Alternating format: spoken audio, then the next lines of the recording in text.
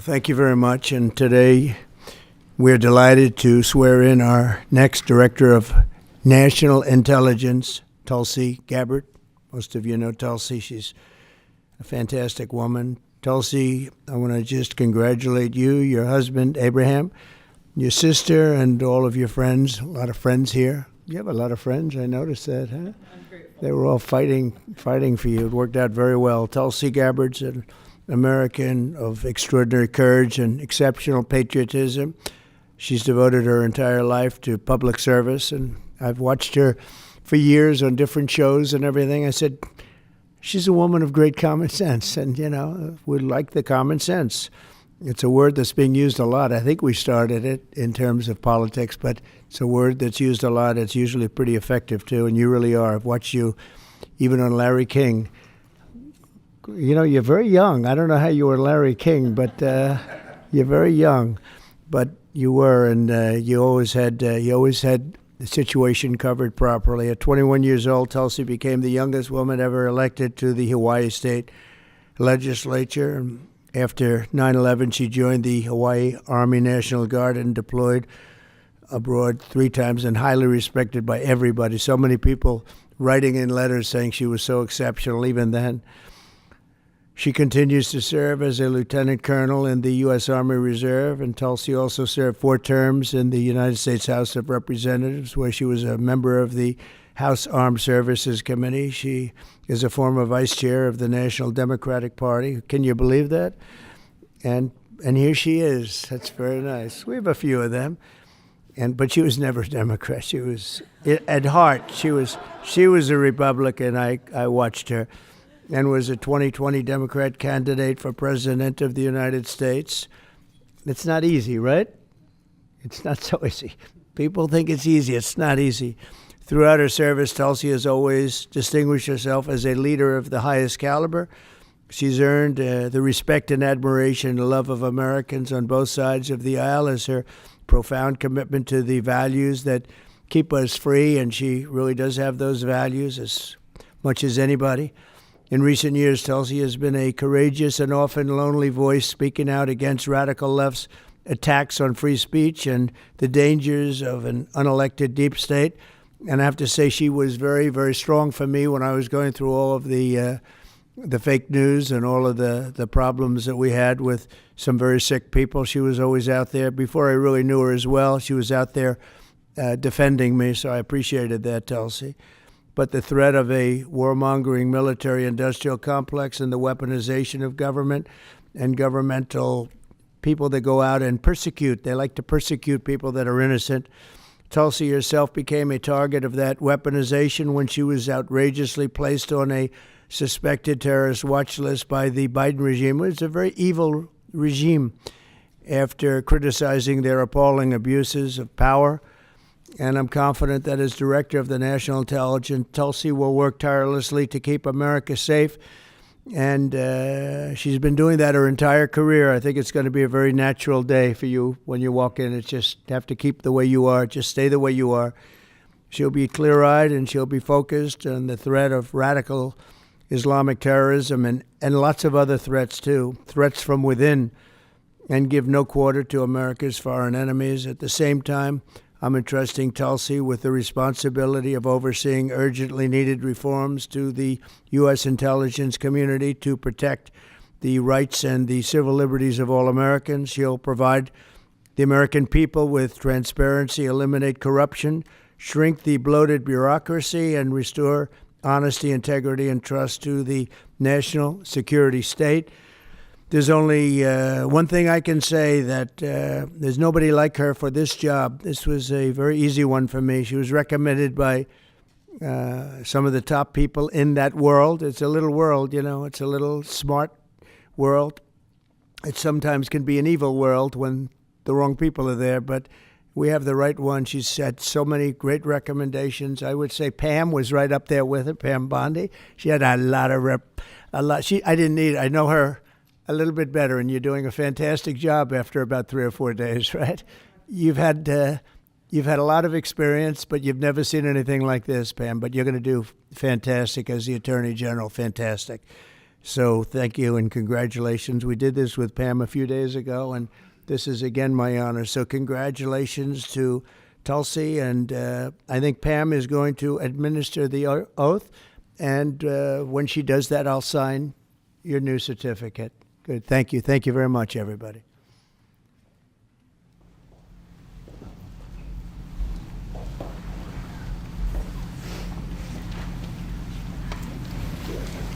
Please place your left hand on the Constitution and raise your right hand and repeat after me.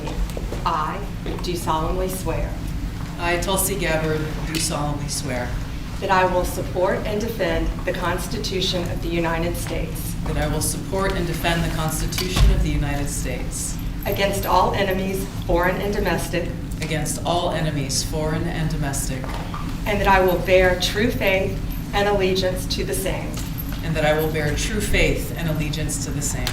that I take this obligation freely I take this obligation freely, without any mental reservation without any mental reservation or purpose of evasion, or purpose of evasion, and that I will well and faithfully that I will well and faithfully discharge the duties of the office on which I am about to enter. discharge the duties of the office on which I am about to enter. So help me God. So help me God. Congratulations.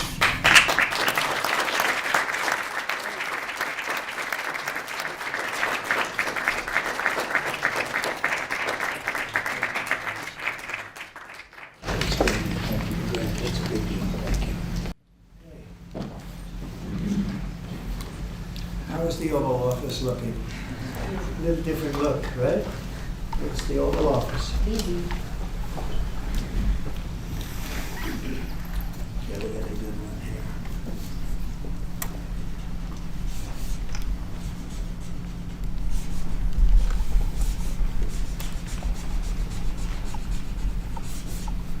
Okay, not bad. Ready? I'll say that there. Do it right here. Come on over here, Edward.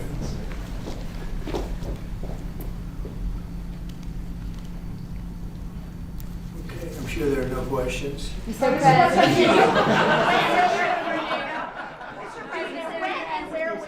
know what, I'd like to have Tulsi say a few words first, and we could answer a couple of questions, okay? Good. Leave that right there. That's good. Mr. President, first and foremost, I just want to say thank you from the bottom of my heart for the trust that you have placed in me to fulfill this critical position as Director of National Intelligence at any time, but specifically during this time.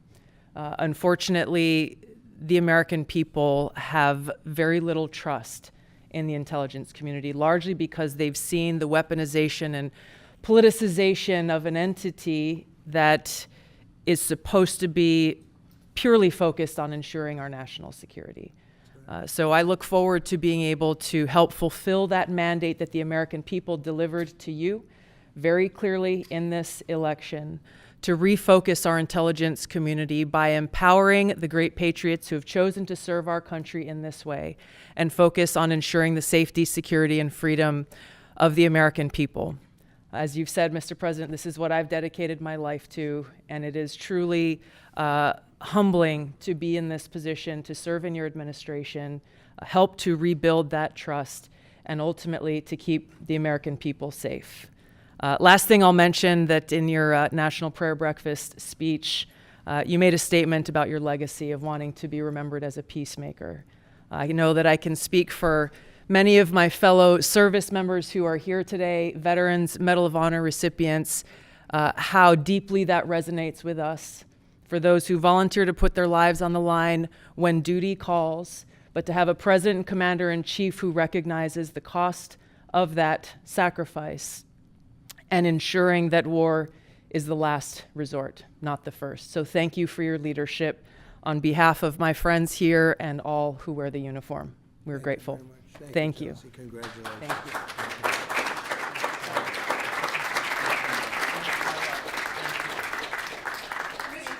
you. When and where do you plan on meeting with Vladimir Putin? And were there any preconditions set to agree to this meeting? No, we had a great call, and it lasted for a long time, over an hour this morning. I also had with President Zelensky a very good call after that. And I think we're on the way to getting peace. I think President Putin wants peace, and President Zelensky wants peace, and I want peace. I just want to see people stop getting killed. We're very far away from that particular war, but that's a vicious war. Probably 1.5 million soldiers killed in a short period of time. I've never seen anything. I have pictures that are, you wouldn't believe it. You wouldn't believe what you have to look at. Young, beautiful soldiers that are just being decimated. And it would be nice to end it immediately. But we had a very good talk with, people didn't really know what President Putin's thoughts were, but I think I can say with great confidence he wants to see it ended also. That's good. And we're going to work toward getting it ended, and as fast as possible. It's a horrible situation going over. It's flat land, and the bullet goes off, and the only thing it can hit is a body, a human body, a young human body. And they're losing just tremendous numbers of mostly soldiers. Just the cities and towns have been largely demolished. It's a shame what's happened to that country. It would have never happened if I were president. That I can tell you. Would have never happened. It's to look at that. And October 7th would have never happened either, by the way, the Middle East. But we'll get it. I think we'll get it. We'll get something done. We're going to be meeting. Actually, tomorrow they're meeting in Munich, as you know, and we're going to have some other meetings. And I'll be dealing with President Putin largely on the phone, and we ultimately expect to meet. In fact, we expect that he'll come here, and I'll go there, and we're going to meet also probably in Saudi Arabia. The first time we'll meet in Saudi Arabia, see if we can get something done. But we want to end that war. That war is a disaster. It's a really bloody, horrible war. With Saudi Arabia, the first meeting will happen. I think so. We think we're going to probably meet in Saudi Arabia, the first meeting. Hasn't been set, but not too distant future. Will you also be part of that meeting? We both understand, we know the Crown Prince, and I think it'd be a very good place to meet. So it sounds like that would just be a meeting between you and Putin and perhaps the Crown Prince, but not President Zelensky? Probably we'll have a first meeting, and then we'll see what we can do about the second meeting. Also commit to go to Ukraine? What about Ukraine? Did you commit to go to Ukraine? No, I haven't. I haven't committed to go to Ukraine. I would think about going. Yeah, I'd think about it. No problem. You say today, Mr. President, that they received your vision. What is your plan to end this war? Like today, Secretary... Well, I'm not going to tell you my plan. I can just tell you we've made a lot of progress. This should have been done by Biden, not by me, because this has been going on for now a long time, years. And it should have been done by Biden. Just like the young gentleman that I brought home yesterday after 2 weeks. We worked on it for 2 weeks. He was a fine man, and he was in there for 3.5, almost 4 years, and they weren't able to do a thing, and I got him out. And as you know, I didn't pay $6 billion. I didn't pay anything. We did a trade, and we did a good job. We got him out in 2 weeks. It should have been out years ago. Really should have been out years ago. Oppose NATO membership for Ukraine? I don't think it's practical to have it, personally. I know that our new Secretary of Defense, who's excellent, Pete, made a statement today saying that he thinks it's unlikely or impractical. I think probably that's true. I think long before President Putin, they said there's no way they'd allow that. This has been going on for many, many years. They've been saying that for a long time, that Ukraine cannot go into NATO. And I'm okay with that. I just want the war, whether they are or they're not. But it certainly would seem to be that most people have said that is something that's not going to happen. Are you freezing out President Zelensky of this process a bit? Isn't there a danger of that? No, I don't think so, as long as he's there. But, at some point you're going to have elections, too. You're going to have an election. He says he wants security assurances, Mr. President. What does that look like? In terms of what? If the war were to end, he says he wants guarantees of security. We'll see what that means. I think when the war ends, one thing he was very strong about, if it ends, he wants it to end. And that's President Putin said that. He wants it to end. He doesn't want to end it and then go back to fighting 6 months later. We talked about the possibility, I mentioned it, of a ceasefire so we can stop the killing. And I think we'll probably end up at some point getting a ceasefire in the not too distant future. Do you Ukraine as an equal member expect of the Ukraine- peace process? Say it, what? Do you view Ukraine as an equal member of this peace process? It's an interesting question. I think they have to make peace. Their people are being killed, and I think they have to make peace. I said that was not a good war to go into, and I think they have to make peace. That's what I think. Why did you decide to provide talk support to Ukraine? Would you support Zelensky ceding territory or exchanging territory in any agreement to end the war? Well, he's going to have to do what he has to do, but, you know, his poll numbers aren't particularly great, to put it mildly. He's got a country where, you know, it's been savaged and attacked, and he's got an army that's been very, very brave, actually, despite the fact that, you know, we've given him, in my opinion, $350 billion. That's what the real number is. You don't hear that number. And Europe has given, in my opinion, $100 billion. And they've done it in the form of a loan. And I have a Secretary of Treasury right now who's actually quite brave. He's over in Ukraine on a train. And there's a lot of things happening around that train that aren't so good. And he's going there to get a document done where we're going to be assured that we're going to, in some form, get this money back, because we're putting up far more money than Europe, and Europe is in far more danger than we are. We have an ocean in between. Europe has nothing in between. You know what they have in between? They have Ukraine in between. So wait a minute. So, as you know, Europe is putting up money, and they're getting it in the form of a loan. And the United States under Biden didn't do loans. They just handed money every time somebody walked in from Ukraine. They just handed them money foolishly. This should have never happened. It should have never started. And once it did, other things should have happened. Other things should have taken place. So we're getting security on our money. We're going to have it secured by, they have rare earth, and they have oil and gas, and they have a lot of other things. And we're asking for security on our money. So does it mean you are not sending any They've more agreed aid to it. Ukraine has agreed to it. Does it mean you are not sending any more aid to Ukraine? No, we are, but we want it secured, and the money is going to be secured. When will the U.S. stop sending funding? When will the U.S. stop sending funding? Because if we didn't do that, then Putin would say he won. We're the thing that's holding it back. And frankly, we'll go as long as we have to go, because we're not going to let the other happen. But President Putin wants to have peace now, and that's good. And he didn't want to have peace with Biden.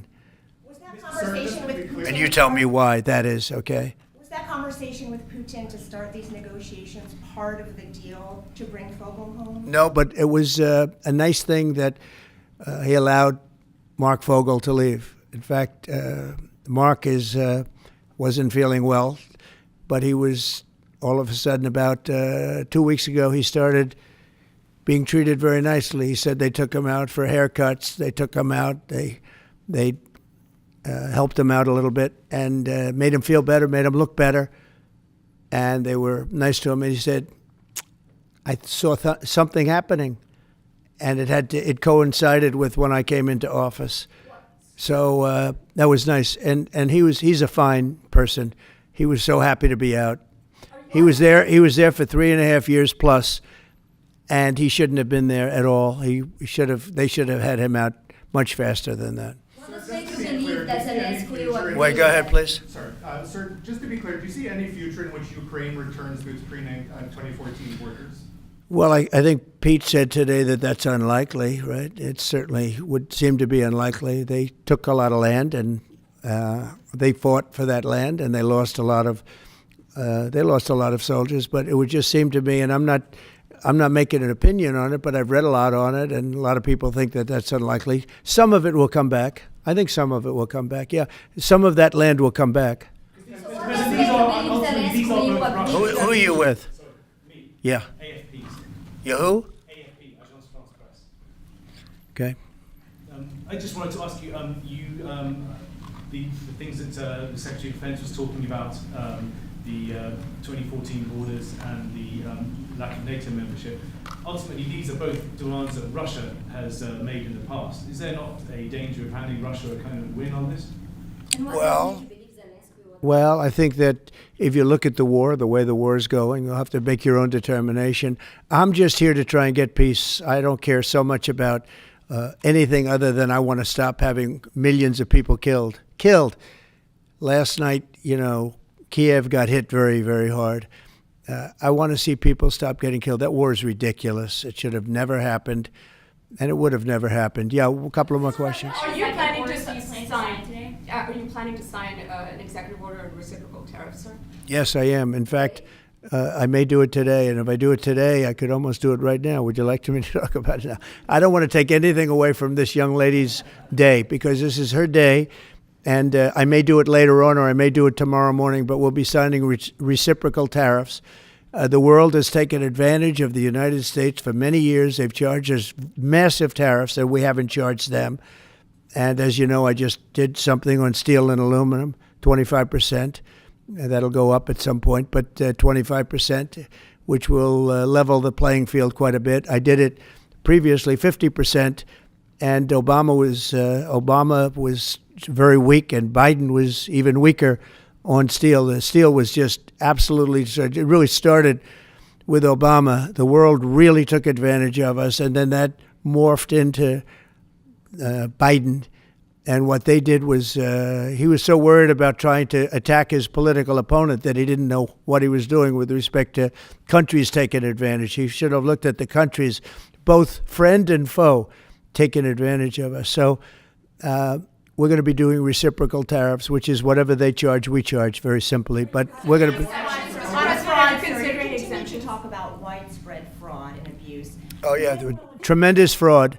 There's tremendous fraud. And it's hard to believe that you can have that kind of fraud. You're talking about are you talking about what? Wait. Which are you talking? You're talking about with regard to all of the investigations that are going on about this stupidity. What we're going to do is tomorrow I'm having a news conference. I'm going to read to you some of the names that hundreds of millions and even billions of dollars have been given to. And if you tell me that we should be giving money to those things, those entities, I think you'll probably have to leave as a reporter because you're not very talented.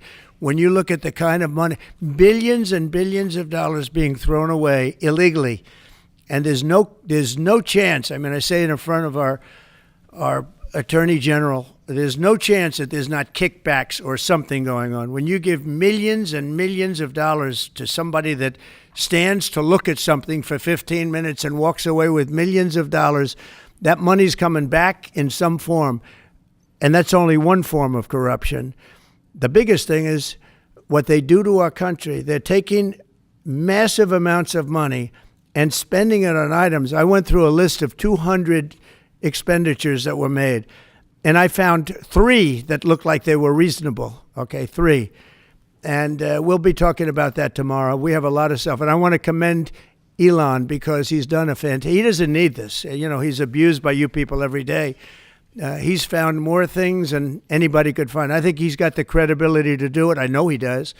And it's his group of people. They started off with 12.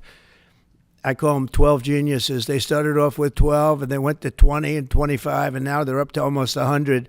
People are joining to help them because there's a massive fraud that's taken place. And then you have judges that are activists, and they sit there and they say, as an example, $59 million going to a little small group in New York City. You get nothing going to North Carolina to help nothing. They say, we don't have any money because they've given it away on the border. But you have nothing. What they did to North Carolina is a shame. And then they sent $59 million to New York City for a hotel for a little bit of nothing. What they've done, a hotel that was not luxury, that's getting luxury rates for migrants, where they're making a fortune. And we catch them. But a judge says, well, even though it may be a fraud, you have to send the money in anyway. Send the money. I said, wait a minute.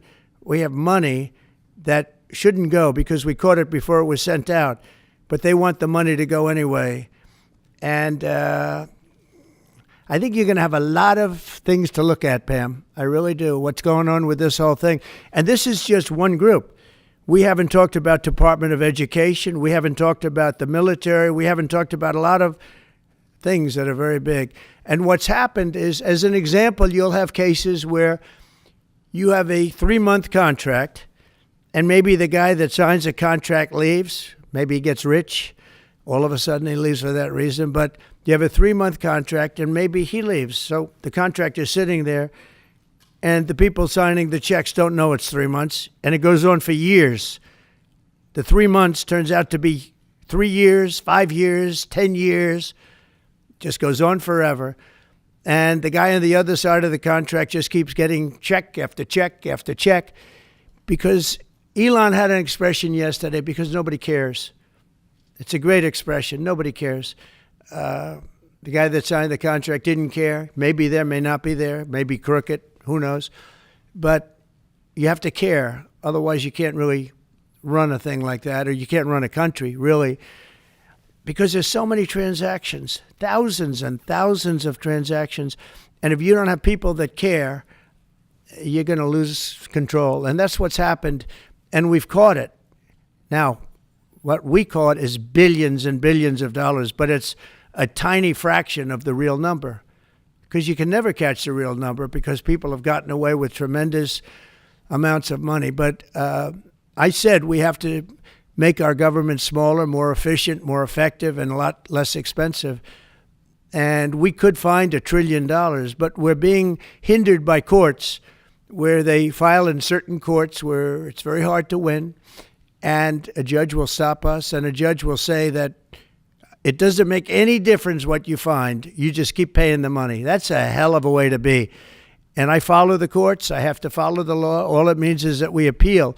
But that gives people time to cover their tracks. And that's what they do. So it's a very bad thing that's taking place. But hopefully, if the courts, the courts will be fair. They don't have to be very fair. They just have to be a little bit fair, because this is so egregious what's taken place. Nobody's ever seen anything like it. Nobody's seen numbers like this. These are massive numbers. $9 million for somebody to go and stand in a store and see how people shop. Okay? I mean, you take a look at these things. It's a disgrace. And then you have a country that we want to make America great again. It's very hard to make America great again when you have things like this. And you're going to see the same thing. Department of Education is going to be a disaster. The military, I mean, I see it. Look, I came in, they had a contract done, as you know, for $5.7 billion for airplanes. It was Air Force One with Boeing. 5.7, I got it down to $4 billion, little less than that, 1 penny less than that. $3,999,999 and 99 cents. I said, has to have a 3 in front of it, because I wouldn't sign the contract for $5.7 billion. I was able to cut $1.7 billion off the price. And it didn't take me long. $1.7 billion. If people would care, they'd be able to do that with every single contract that's put before them. And we wouldn't have deficits, would have nothing but a tremendously low-taxed, wonderful country. But they have to care. And speaking of that, you know, Boeing, we're not happy with the service we're getting in terms of those planes. They would like to get more money. We're not happy about that whole thing. We signed a very strong contract. I signed a guaranteed maximum contract, which they haven't seen in a long time. And they're saying they're getting hurt by it. But they have to produce the product, and we expect them to produce the product. They have to produce the product. They agreed to build planes at a certain price. They're not used to that. They're used to having time and material contracts, where it's whatever it costs, time and material, no dates, no anything, and it ends up costing 5 times more.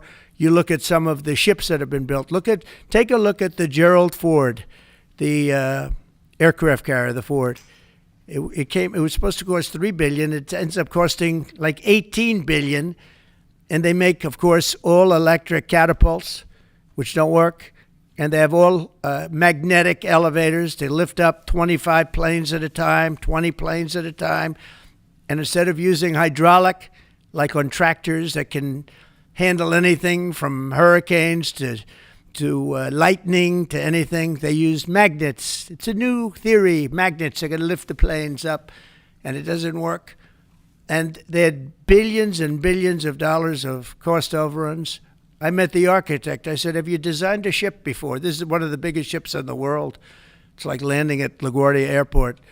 But you look at the kind of waste, fraud, and abuse that this country is going through, and we have to straighten it out. We have great people going into the military in terms of we need ships, we need a lot of things. So we have great people we have business people going in. But when you look at what's happened to our purchasing, and when you look at the USAID, when you look at the things that they're giving to them, the billions of dollars that they're giving to, and it doesn't make sense. It is interesting that when you're looking for fraud, you look at items, hundreds of items, and you'll find one or two, maybe, if you're lucky.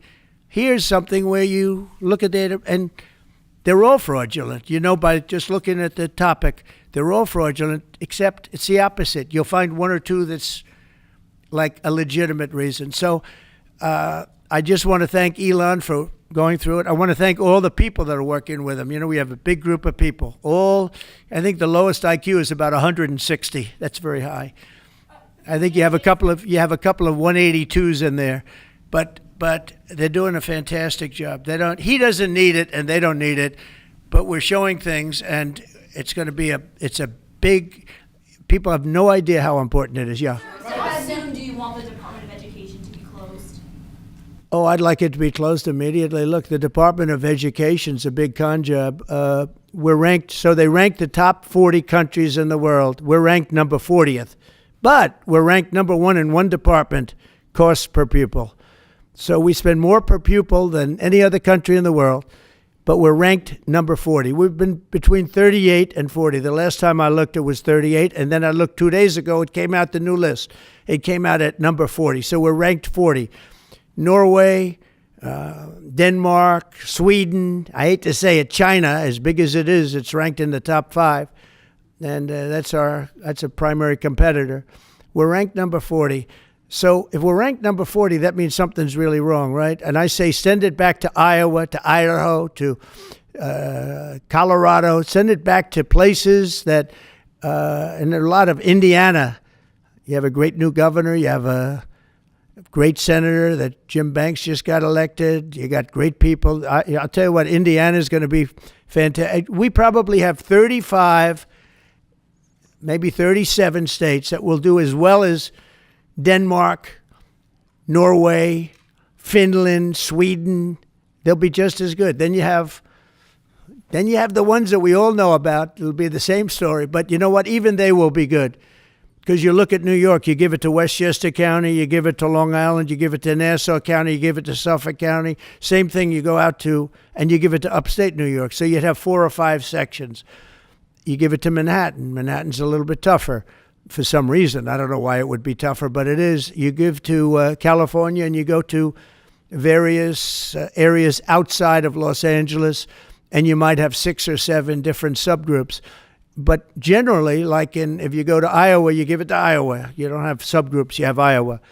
And other places that do a good job. If they do a good job, they're going to do a great job in education.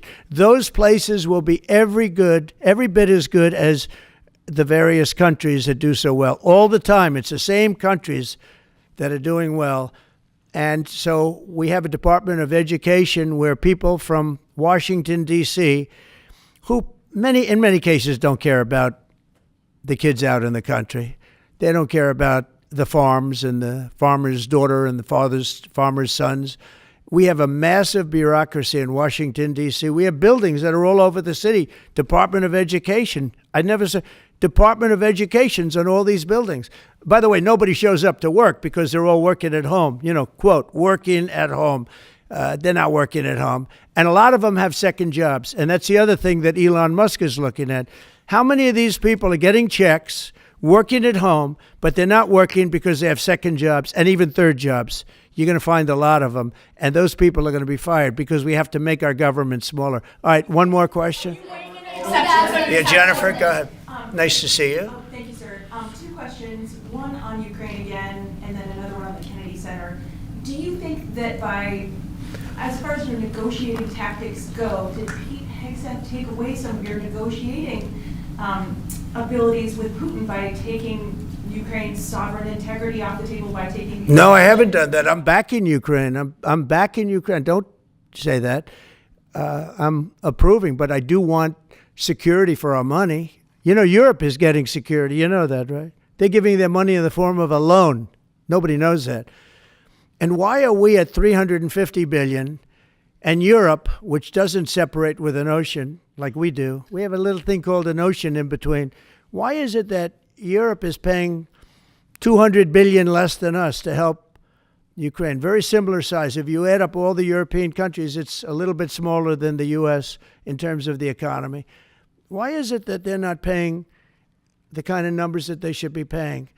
And then on top of it, and I've been saying this to Biden, I told Biden, I said, you ought to be asking for either a loan or some kind of a security, like their oil and gas or something for the money, because you're putting up much more money than Europe, and you have no security. Europe's putting up a much smaller amount, and it's in the form of a loan, because we have people that were incompetent in the last administration, grossly incompetent, and we're changing it.